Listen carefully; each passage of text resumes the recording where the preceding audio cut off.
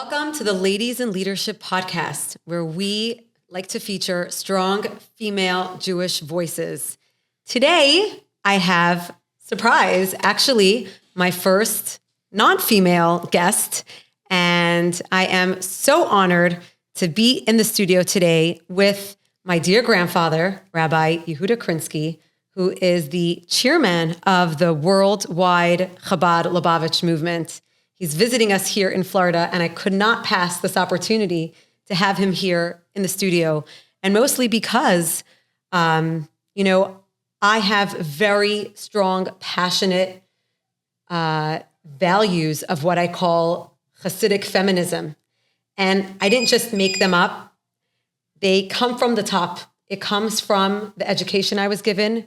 It comes from the example that was set before me.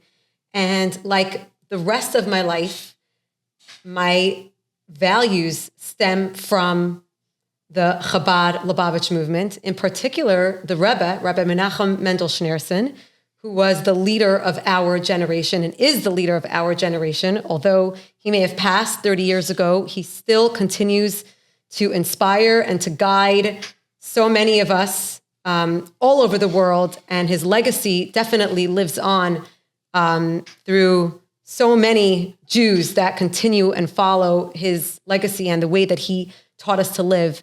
And what I find so incredible about the Rebbe, Rabbi Schneerson, is that despite the fact that he was a Jew from the old country who came to the new world and, needed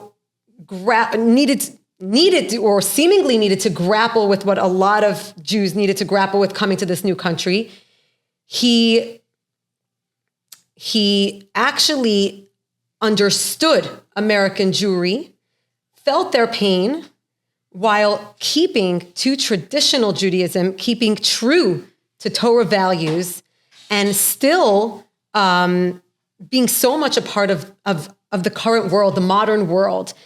And what's really fascinating about him, as opposed to many other Jewish leaders, I think, is the way he saw the Jewish woman and the way he put women on a pedestal. And he really saw the man and woman as being partners in and complementing each other into our mission in this world. And there is no hierarchy as who's better or not as good or more important or less important. When I moved here to Palm Beach Gardens, it was the first time I started hearing about how women are second-class citizens in Judaism. And this was something that I had never heard in my life. I never experienced it in my life. I grew up in a very traditional home, a very observant home with all my grandparents, very observant people. And I had never witnessed the woman being a second-class citizen.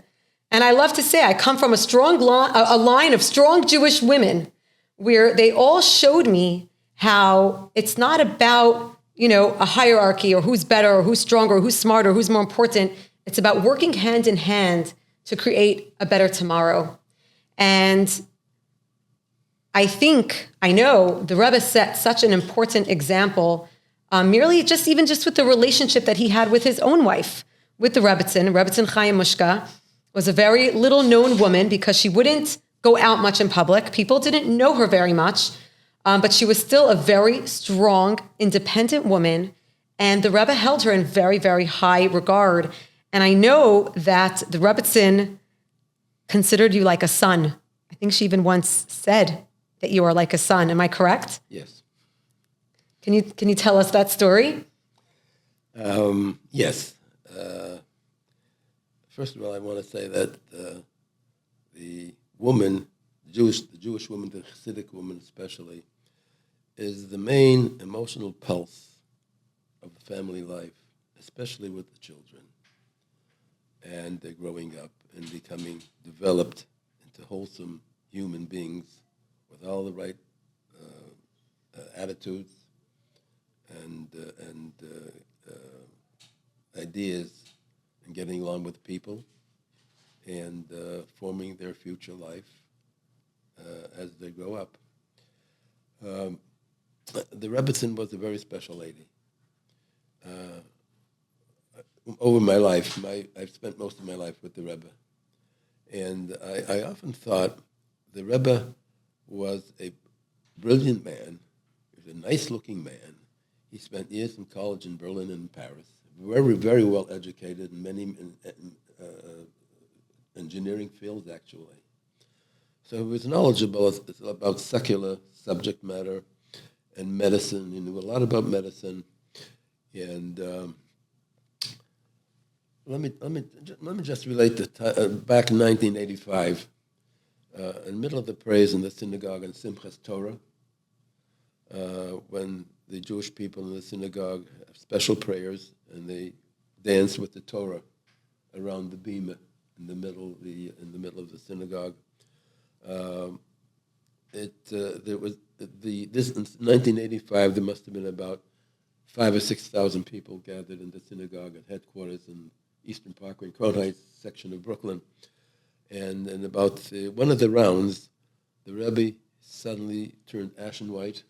He was standing near the Aron Kodesh, the Holy Ark, and he took hold of the chair next to him, which was unusual for him to do that, and he sat down. I was close to him. His face was ashen. Something awfully wrong was amiss. And he didn't leave the synagogue till the services were ended. And he actually had to walk up a flight of stairs to his office in the Chabad World Headquarters on Eastern Parkway in Brooklyn. And he sat down, and there were a few doctors who had come to spend the holiday with him from different parts of the country, but they weren't cardiologists. They couldn't help him. And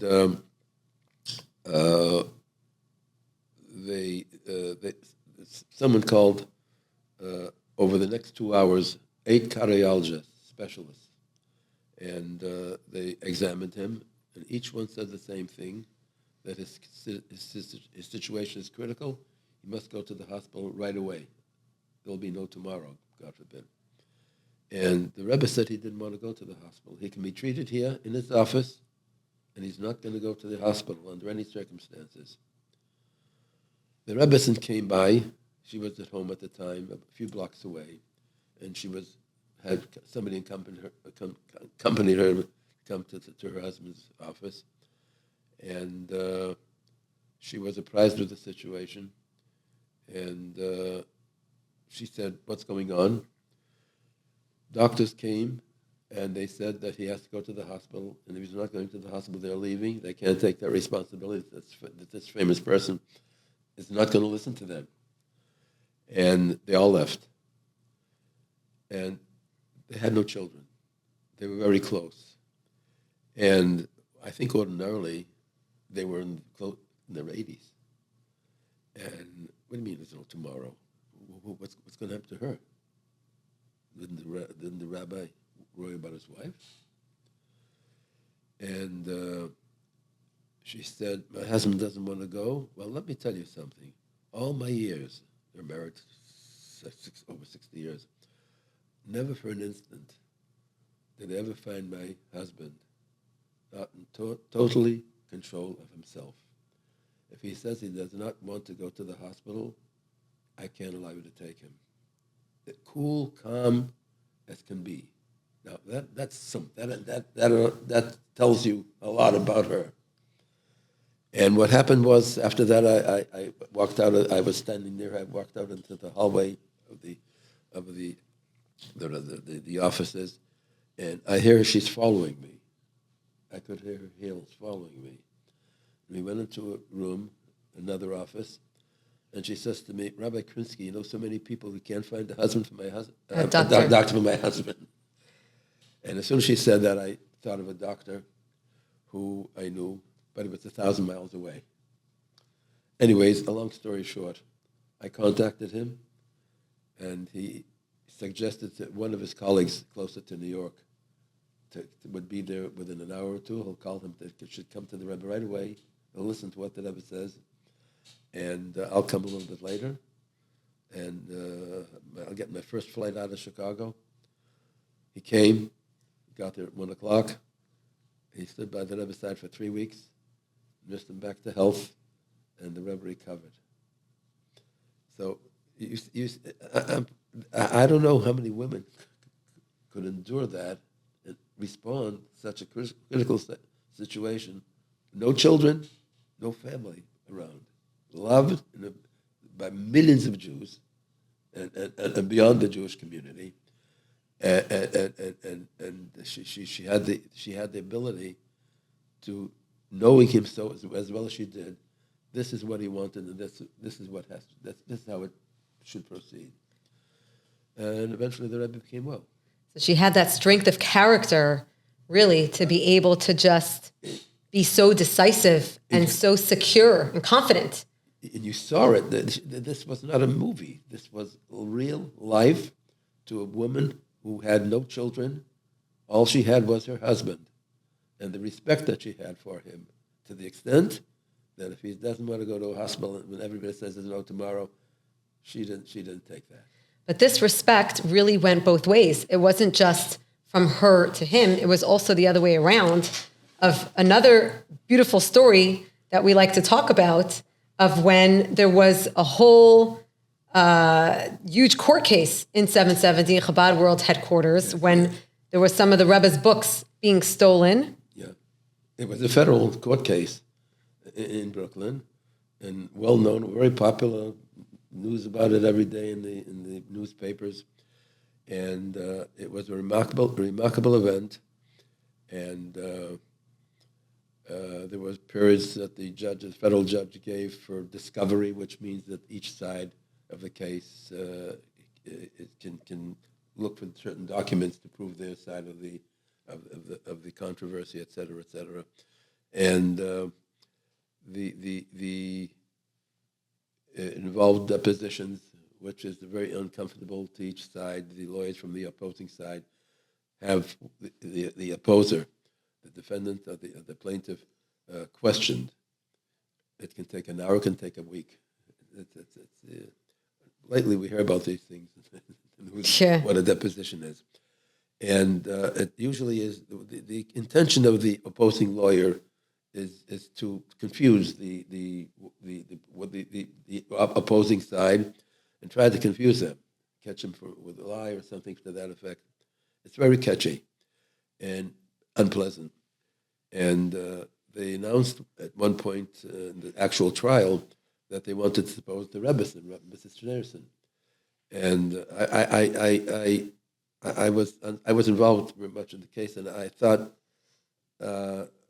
well, you can't really do anything about it, but I went to the Rebbe, and I told him that this is the request, that something just came up, and I don't know if there's anything we can do, but I just want the Rebbe's blessing for this, that it be good. And he said, no, don't be upset. Let her be deposed. You'll see that she'll come through with flying colors. Relax. The day came. They came to their living room in the house where they live, in the residence. 4 lawyers came from their side, 3 lawyers from our side. It was a very important case, and very notable. And she asked me to sit next to her during the deposition. And what happened was they asked her all kinds of questions, and you could see that she knew that she asked not to say more than, as the lawyers train you before, when you go to the deposition. And she did very, very well. She didn't get confused. If she said, they asked her a question twice, she said, you asked me that already, and I answered it.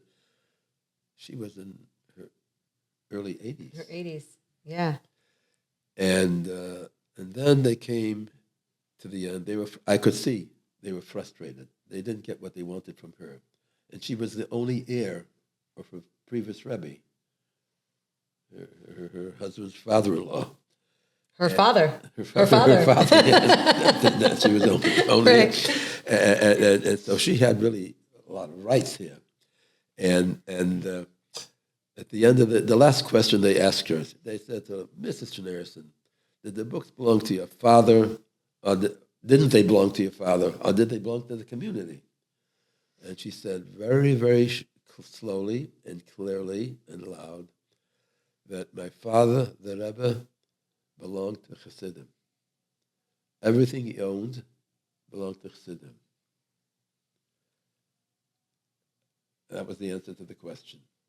And then she turns to me. This being videotaped, and she turns to me. I was sitting next to her. She says, "He owned just his tallis and his tefillin."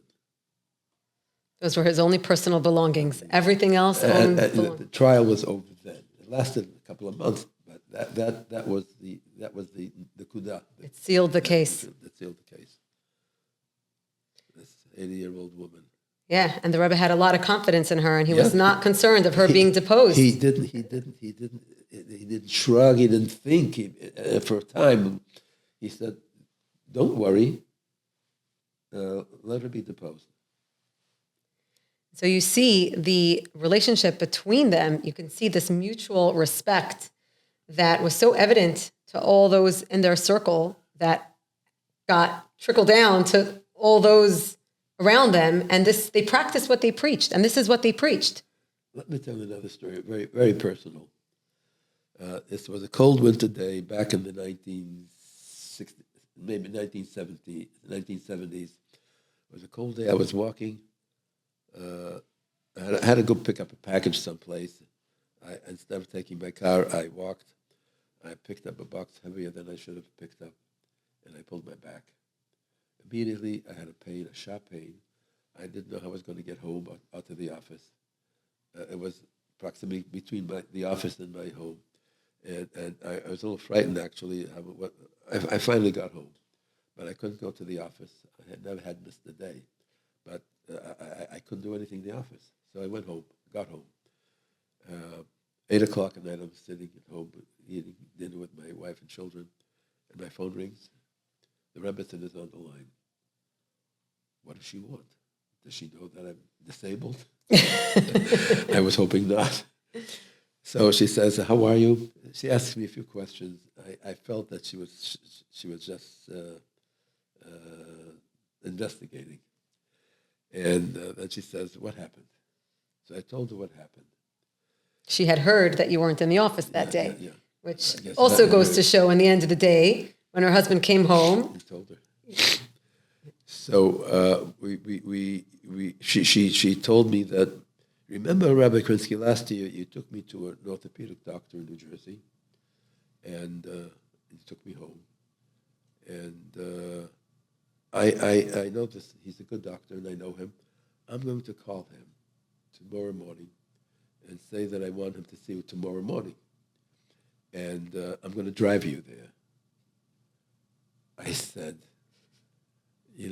I'll listen to you. I can't say no, but let me drive.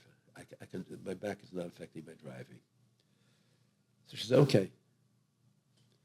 So the morning came.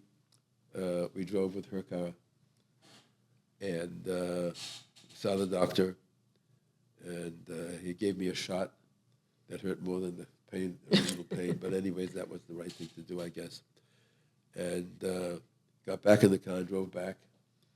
It was her car, so I dropped it off at the house and walked a block or two to the office. And when I get to the office, the Rebbetzin must have called her husband and we're back. So the secretary in the office tells me that the Rebbe wants you to come into his office. I went into his office, and he was standing, smiling, with his hands behind his back. I saw something's going to happen. He asks me, "What did the doctor say?" So I said that he said I should walk straight. So the Rebbe said, he said it in Yiddish, "I've been saying always you have to walk straight." You have to walk in the straight path, the straight path of Torah. With a great smile. And that was the combination. They both outsmarted me, but it was very loving. I think with her call to take me, to drive me, it was actually an expression of love. They made a really great team, and I think that those are words that I often say about my husband and I. I always say we make a great team, and I think that's from the inspiration of the Rebbe. The Rebbe really empowered shluchim and shluchis, emissaries, rabbis, and Rebbetzins that he sent all over the world, but he sent them as a team. He sent them as a couple.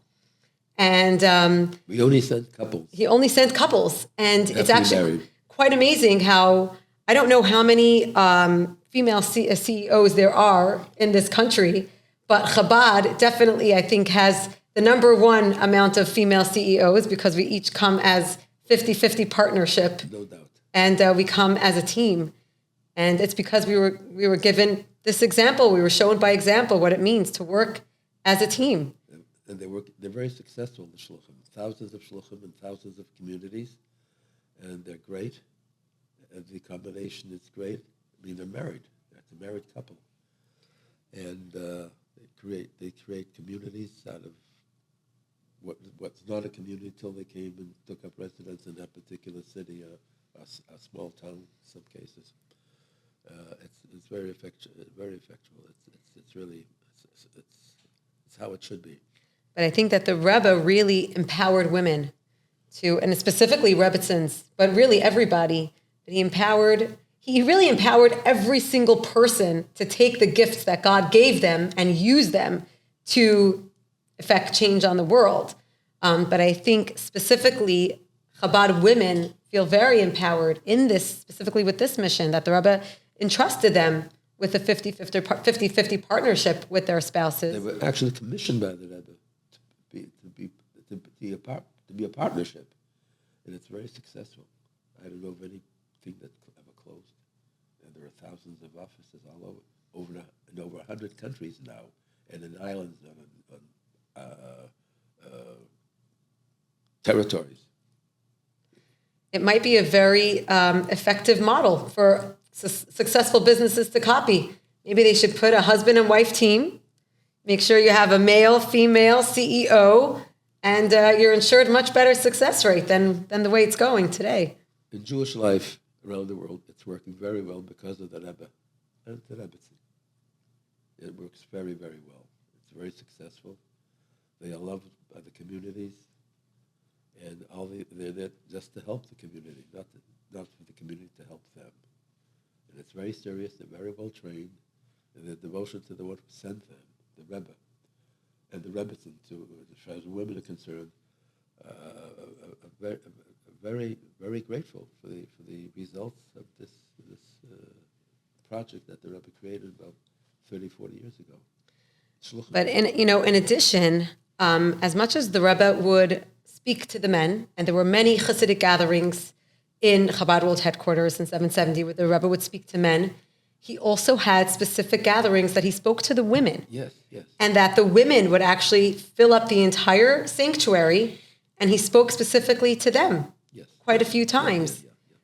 And again, really just empowering them and saying, you're capable, you have, the Jewish people actually raised the Jewish woman. The woman is up on a pedestal. The woman is the foundation of our future, the foundation of the Jewish people, as you were saying, because the mother is the one who nurtures and the one who educates and the one who really lays the foundation to what the child is going to be and what tomorrow's generation is going to be.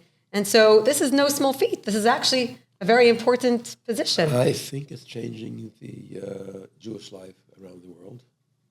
I'm involved in this, so I see from my ivory tower at headquarters the changes in so many communities. You're part of it. I'm blessed to be a part of it and to see it. I happen to know you and your husband, and I spent Pesach in Florida, and I see it. I was part of the services. It's just wonderful. It's an understatement. It's the Rebbe's legacy living on. That's what it is. It's just continuing the same lessons of empowerment to every single Jewish person and helping them see that they have a piece of God inside of them. They have a soul, and this gives them the power and the energy and the capability to bring godliness and light to every person that they meet and to every single surrounding that they have. We have 2 conventions in the course of the year, large conventions, one for the shluchim and one For the rabbis, and one for the Rebbetzin. And the shluchot. Different times of the year. You can have like 50,000 people coming to a convention, 5-6 day convention, where things are discussed among the shluchim, sharing ideas, the men and then the women separately, and the Rebbe addresses both of them. Each one is like a holiday, when so many young men and then young women get together to discuss their past and their present and the future plans. It's serious business, and it's very equal. It's very equal. It's men and women. The meanings are separate, but the kavanah, the intention, is to think up new ideas, garner advice from friends who maybe tried something that worked very well, and it's just a wonderful. For me, more than garnering, getting ideas and that, which is all wonderful. Those are great. But more than anything, these conventions for me are a time to reconnect with what my purpose is in the first place. And it's really to just feel inspired and uplifted and remember that my being here is backed by so much behind me. And whatever success we might find here in Palm Beach Gardens is because of this power that is literally, like a spaceship. I feel like it's like this fire that is given to us by the one that that sent us, because we're really just, a branch. We're just the emissaries of the Rebbe. I think that the women, as well as the men, feel very fulfilled and delighted with the life. It's something that I know in the younger years, girls in the high school and etc. are looking forward to becoming shluchot, as men are looking forward to being shluchim.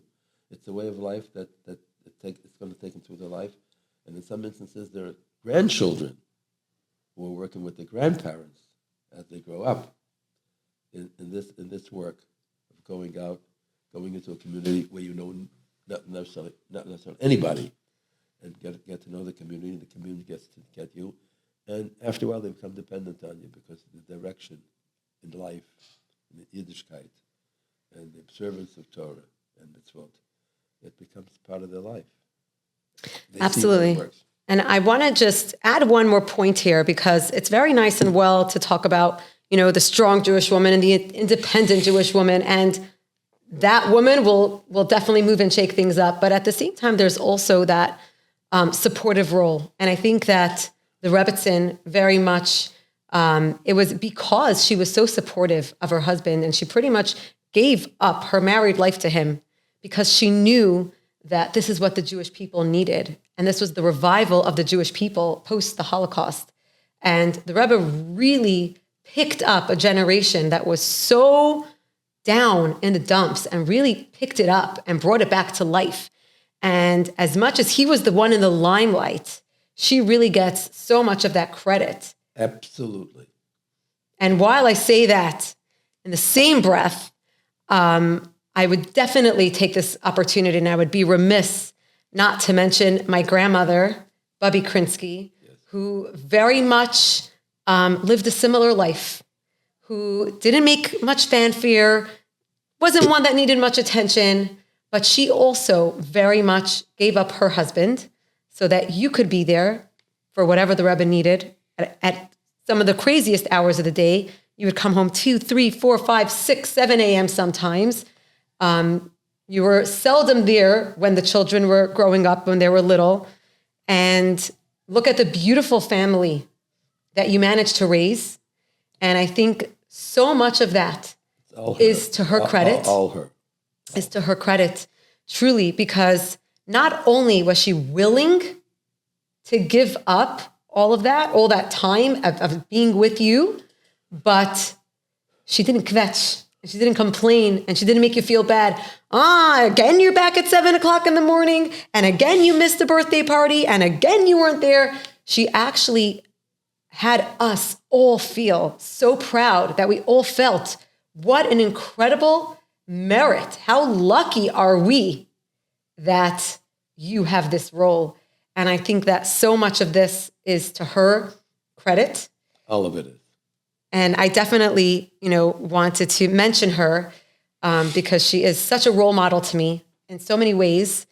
Although I probably make a little bit more noise than she did, but she was always so proud of me making noise, so I don't mind. She loved you. But I know, I certainly know that. But she is really such a guiding force in my life, where I see how a couple can be, so different, or have different strengths, but really complement each other and really support each other. That even if she didn't necessarily have that role, but she made it possible for you to have that role. And I think it's also, I think people find it really fascinating to know that she never actually met the Rebbetzin. And you had such a close relationship with the Rebbetzin, something that very few people had. Most people did not know the Rebbe's wife, Rebbetzin Chaya Mushka, who we've been speaking about. And you were considered like a son to her. And your wife never even met her because she was such a humble, unassuming woman. They spoke on the telephone occasionally. She didn't want to take the Rebbetzins' time. And let me tell you, I think I could learn a thing or two from that. But I'm so grateful that we were able to make this time for you to be here and for us to chat and for us to get a little glimpse and talk about some of the great Jewish women that set example. It was a pleasure. Let's do it again. God bless you and your family. Well, you know what, Zadie? I want to take this opportunity as well to bless you. Rabbi Krinsky turned 90 years old this year, recently became a great-great-grandfather. That's quite a status. That's a status. You have to explain that. It means that my granddaughter became a grandmother. Became a grandmother. And your daughter became a great-grandmother. That's really, really something. I want to bless you to have long, healthy, happy years, and just deriving so much nachas from all your children, grandchildren, great-grandchildren, and great-great-grandchildren. Amen. And of course, all the shluchim around the world. So thank you so much.